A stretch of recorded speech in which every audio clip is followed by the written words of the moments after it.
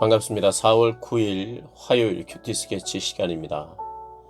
오늘 본문은 열왕기상 3장 1절부터 15절까지의 말씀입니다. 오늘 본문은 이렇게 시작합니다.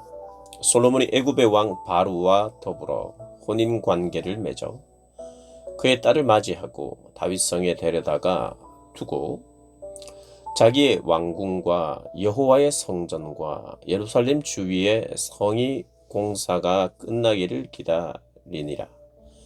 그때까지 여호와의 이름을 위하여 성전을 아직 건축하지 아니하였으므로 백성들이 산당에서 제사하며. 오늘 본문은 이제 솔로몬이 실제로 왕정을 꾸려가고 1장 2장은 어떤 반란의 씨를 제거했다면 이제는 이제 본격적인 통치가 시작되는 것을 알리고 있습니다. 그러니까 3장이 그렇게 시작하는데 참 아이러니하게도 바로의 애굽 왕 바로의 딸과 혼인 관계를 맺었다로 시작합니다. 참 아이러니합니다.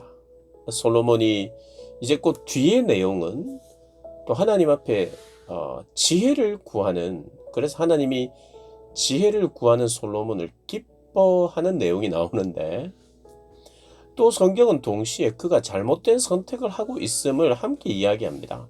그래서 사실 헷갈리는 거예요. 하나님이 기뻐하신 사람인데 또 기뻐했다 그러는데 애굽을 의지한다? 애굽과 국제 정세에 정치 외교를 한 거죠, 외교. 그래서 결국에는 금송아지가 들어옵니다. 금송아지는 어떤 것입니까? 우리가 잘 알듯이 출애굽 당시에 절대 들어와서는 안 되는 우상 아닙니까? 우상. 그 우상을 드리는 거예요. 그러면 혼합주의적인 종교가 됩니다. 그 이스라엘의 가장 큰 문제는 바로 그것이었거든요. 하나님을 완전히 버리거나 떠난 게 아니에요. 하나님도 믿지만 다른 종교도 믿는 거예요. 하나님도 믿지만 금송아지도 믿겠다는 거예요. 그러니까 이게 혼합주의적인 그런 종교로, 물론 하나님과 우상을 똑같이 두진 않았다고 봅니다. 그 메인 종교, 그러니까 메인으로 하나님을 의지한 게 맞지만 그들이 마치 보험처럼 두는 것이 다른 나라들과의 협약, 그리고 다른 나라와의 관계였던 거예요. 다윗은 그렇지 않았거든요. 근데 솔로몬은 그렇게 했단 말이에요. 근데 이제 이 열왕기상은 상하는 이제 저작 연대가 언제냐면 이스라엘이 다 망하고 포로로 끌려간 상황. 이제 다 망한, 이미 망한 후 포로기를 살고 있는, 이제 곧 회복을 앞두고 있는 그런 1차 포로가 기환했을 정도의 그런 시대. 그러니까 어쨌든 바벨론 포로로 끌려가 있는 상황. 그래서 그들에게 이 왕들의 정치가 어떠했는지, 그 왕들과 함께 나라의 형편이 어떠했는지, 무엇 때문에 망했는지를 사실은 알려주는 게 열왕기상하다 보니 이런 우상들이 들어오기 시작하고 하나님만 사랑하지 않은 결과로 나라가 나뉘고 또 북쪽이 망하고 또 남쪽이 망하는, 결국에는 하나님께 순종하지 못하고 신뢰하지 못하고 우상을 받아들이고 그렇게 살아갔던 백성들과 그들을 지도했던 왕들, 그들의 문제인 것을 가르쳐주는 것이 또 열왕기 상하니까 또 동시에 이런 것들을 다루고 있다고 저희들이 봅니다. 물론 문제가 뭐였는지도 보지만 또 하나님과의 관계 안에서 솔로몬의 또 본받을 만한 것, 칭찬받을 만한 것, 또 따라야 할 만한 것도 역시 나와요. 그 한 사람의 한 인생이 하나님이 마음에 든다. 그래서 전부 다 그 인생이 경계하지 않고 모든 것을 받아들일 만한 인생이 없다는 것. 이걸 좀, 그래서 모든 것을 긍정하는 것을 경계하는 그런 마음으로 성경을 보라고 이야기하고 있어요. 그러니까 우리는 그런 편이에요. 솔로몬 하면 다 좋은 면만 본다든지, 다윗 하면 다 좋은 면을 하나님께서 이렇게 가르쳐 주시는 거 아니냐. 이 내용은 다 다윗의 좋은 부분. 그래서 딱딱 명확하게 나눠지기를 원해요. 그런데 한 본문 안에 분명히 부정적인 요소가 있는데 그 요소에 대해서 자세히 이야기하고는 있진 않아요. 그러나 성경을 읽는 사람들이 이게 문제구나를 인식하도록 만들어요. 그러나 주목은 거기에 하지 않도록 만들어요. 그 주목은 오히려 솔로몬이 지금 하나님과 어떠한 관계를 맺어가고 있느냐, 이런 것에 더 주목합니다. 그러나 그것도 함께 보라는 거예요. 지금 문제가 이미 있습니다. 솔로몬에게 문제가 있다고 1절이 시작해요. 3장 1절부터. 금송아지가 돌아왔습니다. 친애굽 정책을 펼칩니다. 다 잘못이에요. 그래서 나중에는 이것 때문에 우상 숭배가 되고 문제가 되고 그런 나라가 나뉘고 이런 문제였거든요. 문제를 제기합니다. 그래서 우리가 성경을 볼 때 애굽하고 할 수도 있다, 그 혼인도 그랬지, 잘했다, 이렇게 생각하시면 안 돼요. 근데 3절에 보면 솔로몬이 여호와를 사랑하고 그의 아버지 다윗의 법도를 행했다. 그러나 산당에서 제사에 분향했다. 그게 산당이 있었던 거예요. 산에서 이제 제사를 드리기도 하고, 그러니까 나중에 그곳이 또 우상을 섬기는 제단이 되기도 한 거죠.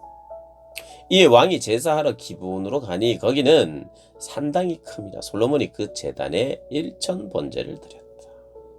1000번제. 1000마리를 한꺼번에 드리는 제사로 보고 있지요. 그 5절을 보니까 하나님께서 솔로몬에게 나타나십니다. 밤에. 여호와께서 솔로몬의 꿈에 나타나시니라.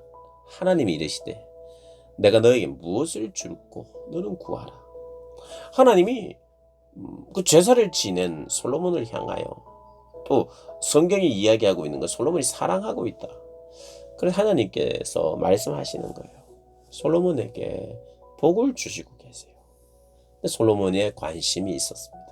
솔로몬의 유일한 관심이 뭐였냐면, 가장 큰 관심이 뭐였냐면 6절이에요. 솔로몬이 이르되 주의 종 내 아버지 다윗이 성실과 공의와 정직한 마음으로 주와 함께 주 앞에서 행함으로 주께서 그에게 큰 은혜를 베푸셨고, 주께서 또 그를 위하여 이 큰 은혜를 항상 주사 오늘과 같이 그의 자리에 앉을 아들을 그에게 주셨나이다.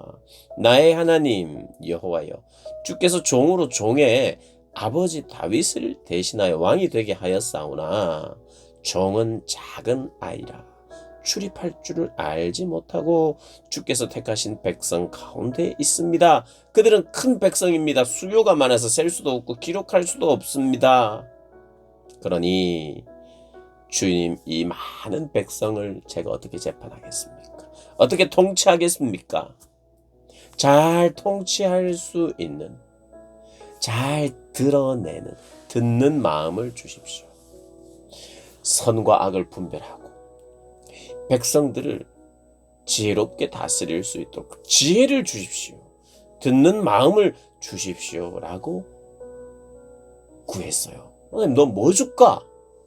보통 왕들은 장수, 그리고 대적으로부터 나를 구원해 주십시오, 이런 거, 부귀와 영화, 이런 것을 구하는데, 왕이라면 그것을 구하고 백성들도 그렇게 주고 만세수를 하옵소서 장수하기를 원하고, 이 대적국으로부터 튼튼한 나라가 되는, 군사력으로 튼튼하도록, 경제력도 튼튼하도록 그것을 구하는데, 이 백성을 향한 마음, 그러니 하나님이, 이것도 그의 진심이었거든요.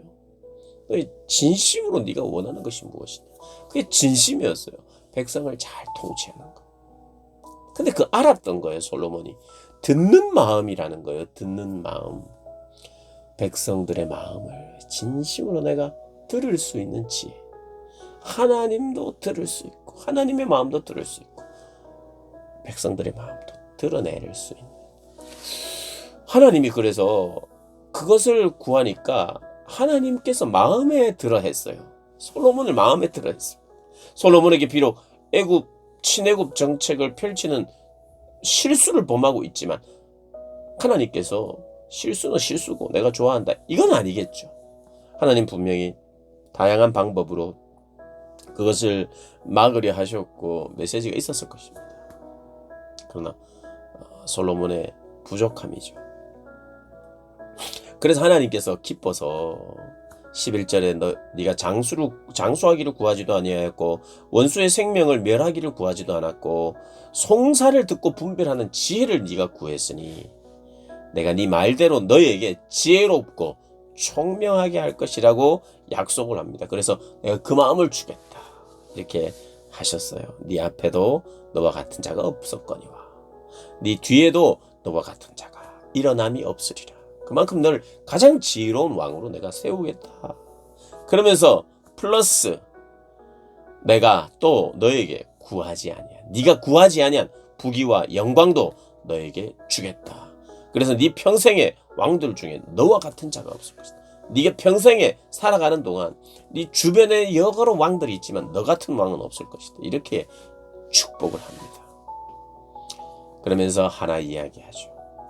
만일 네가 아버지 다윗처럼 행하고 순종하면 나의 길을 따르고 내 명령과 법도를 지켜 행하면 내가 너의 날을 길게 할 것이다. 이런 복을 주십니다. 참 듣는 마음 듣는 귀 들을 줄 아는 것. 여러분 잘 듣는 것이 복이에요. 하나님의 뜻을 잘 듣고 분별하면 그 분별한 대로 살 수 있으니 그것이 가장 큰 복이죠, 사실.